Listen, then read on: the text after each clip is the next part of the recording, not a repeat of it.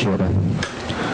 Senhor presidente, demais colegas vereadores, população que nos acompanha aqui no plenário e através da TV Câmara, também não poderia deixar aqui de falar sobre essa homenagem ao Sérgio Siquieri, Serginho, né, como carinhosamente a gente conhece.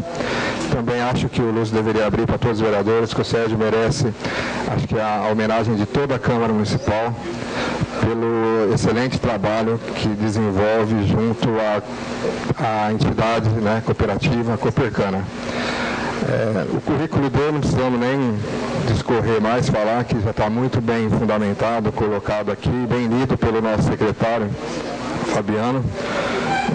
Acho que a pessoa que está aí há 40 anos numa empresa, sem uma mancha, sem nada, acho que já diz tudo. Então, eu vou me ater mais ao trabalho social que o Sérgio faz.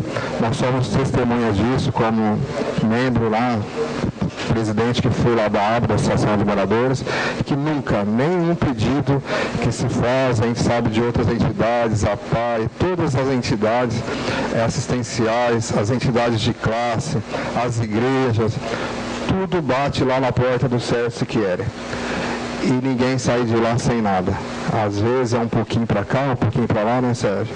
Mas a Copercana, esse trabalho que você faz, como o próprio Magrini colocou, o que a mão esquerda e a direita não precisa saber, é o trabalho sério que você faz junto àquela entidade, junto àquela cooperativa, onde tem pessoas sérias, né, o senhor Toninho Tonello, o senhor Manuel Hortolã, enfim, todos.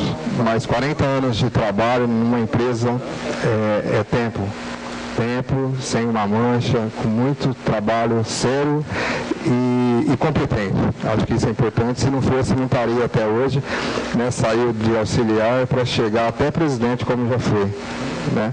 Então, não poderia deixar de falar. Levo aqui desse vereador os nossos agradecimentos por tudo que você tem feito, não só pela associação, pela ABA, mas por todas as entidades assistenciais e entidades de classe e as igrejas de Sertãozinho. Muito obrigado.